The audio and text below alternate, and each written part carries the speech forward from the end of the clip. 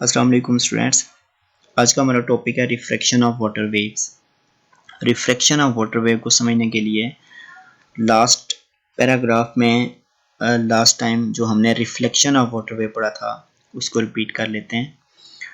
कहता है कि रिफ्लेक्शन ऑफ वाटर वेव के अंदर लास्ट पैराग्राफ में जब हमने दो रीजन की बात की थी, ट्रेवल होने वाली वेव्स एक डीपर रीजन से शेलो रीजन की तरफ जाती है।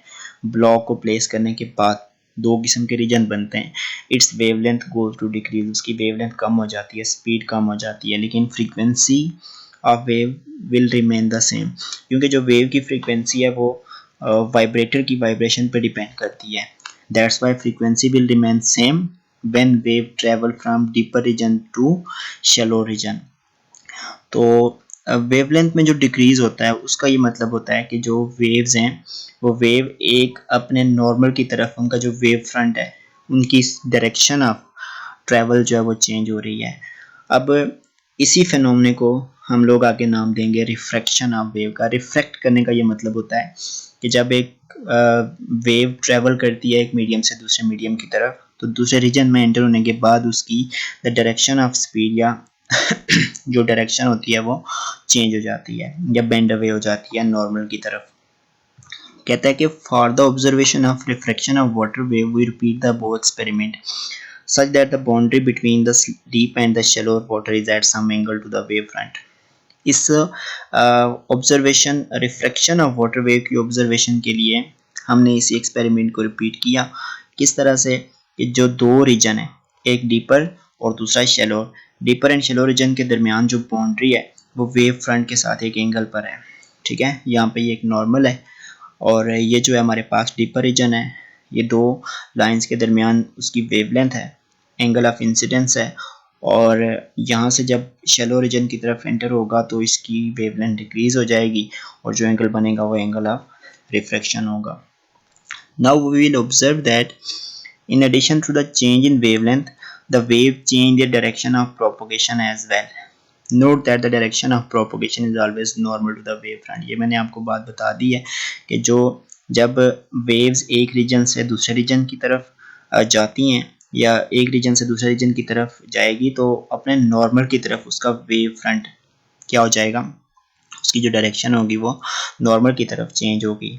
The change of path of water wave while passing from a region of deep water to that of shallow one is called refraction, which is defined as। तो इसी water waves का shallow reason, deeper reason से shallow reason की तरफ bend होकर उसकी the direction of speed को change करने का नाम, इस फेनोमेने को हम कहते हैं रिफ्रैक्शन ऑफ वाटर वेव। क्योंकि रिफ्रैक्शन लाइट के केस में भी वही फिनोमेना था जिसमें लाइट रे जब एक मीडियम से दूसरे मीडियम की तरफ या एक मीडियम से दूसरे मीडियम में एंटर होती है तो वो अपने नॉर्मल की तरफ बेंड अवे हो जाती है।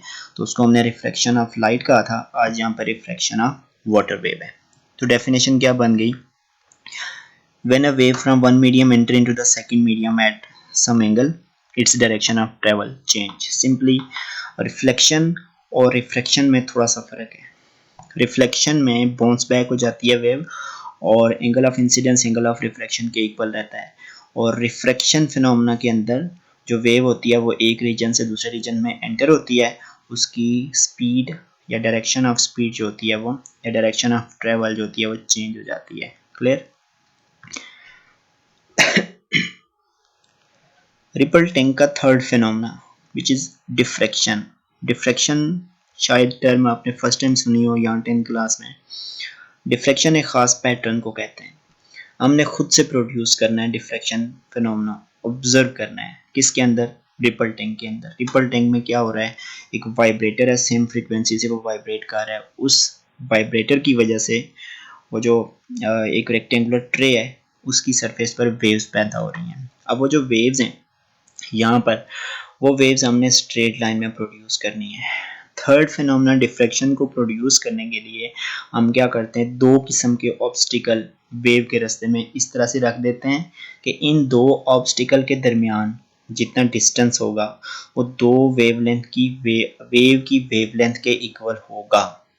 मैं रिपीट करता हूँ, डिफ्रैक्शन फिनोमेना को ऑब्जर्व करने के लिए आपने दो ऑब्स्टिकल, दो बैरियर इस तरह से प्लेस करने हैं कि इनके दरमियान ये जो इतना सा डिस्टेंस है ठीक है, जहाँ से वाटर वेव्स जो वाटर वेव्स होंगी वो पास करेंगी। इनके दरमियान जितना डिस्टेंस होगा वो वेव की वेवलेंथ के इक्वल होगा। अब जैसे ही पानी का मैक्सिमम हिस्सा या वाटर वेव यहाँ से पास करेंगी, इधर से पास करने के बाद ये क्या करेंगी, एक पैटर्न की फॉर्म में इनका वेव फ्रंट बनेगा। ये एक रेगुलर पैटर्न से फॉरवर्ड आगे एक्सपेंड होगी और ट्रेवल करेगी। ये जो इसका एक सेमी सर्कल टाइप एक पैटर्न या वेव फ्रंट आपको नजर आ रहा है, इस फिनोमेना को हम लोग नाम देते हैं डिफ्रैक्शन पैटर्न का या डिफ्रैक्शन फिनोमेना का। आइए इसको रीड कर लेते हैं। Now we observe the phenomena of diffraction of water wave generates straight wave in a ripple tank and place two obstacle in lines in such a way that separation between them is equal to the wavelength of water wave। ये मैंने आपको बता दिया है, इन दो के दरमियान separation यहाँ से लेकर यहाँ तक जहाँ से वाटर वेव्स पास करेंगी, इनके दरमियान जो वेवलेंथ होगी वो दो वेवलेंथ वेव की वेवलेंथ के इक्वल होनी चाहिए। After passing through a small slit between the two obstacles, the wave will spread in every direction and change into almost semi-circle pattern। तो यहाँ से वेव पास करने के बाद ये सेमी सर्कल पैटर्न में कन्वर्ट हो जाएगी। ये जो स्टार्ट से सेमी सर्कल पैटर्न है उसकी वेवलेंथ कम रहती है, उसके बाद जैसे जैसे वेव एक्सपेंड होती है तो वेवलेंथ भी ज़्यादा होना शुरू हो जाती है। The diffraction of wave can only be observed clearly if the size of obstacle is comparable with the wavelength of wave। तो वेव की वेवलेंथ के लिए या वेव्स के लिए डिफ्रैक्शन फिनोमेना सिर्फ उसी सूरत में ऑब्जर्व किया जाता है जब साइज ऑफ ऑब्स्टिकल को हम कंपेयर कर सकें किसके साथ, वेव की वेवलेंथ के साथ। तो ये जो डायग्राम है 10.17 ये shows the diffraction of wave while passing through a slit with larger size larger than the wavelength of wave।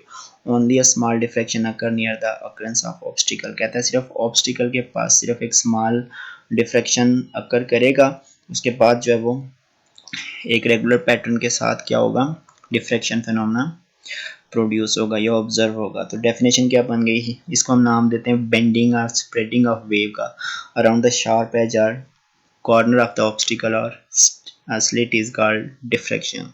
तो दो फिनोमेना आज हमने डिस्कस किए हैं, refraction of water waves and diffraction. Long question हमारा कंप्लीट हुआ। रिपल टैंक का, ripple tank क्या चीज़ होती है, रिपल टैंक की कंस्ट्रक्शन आपने करनी है। रिपल टैंक में तीन फिनोमेना आपने डिस्कस करने हैं, reflection, refraction and diffraction pattern को आपने एक्सप्लेन करना है। एग्जांपल इंशाल्लाह हम लोग नेक्स्ट लेक्चर में करेंगे। इसको रिपीट कीजिए, नेक्स्ट हम लोग एक्सरसाइज स्टार्ट करेंगे। Thank you.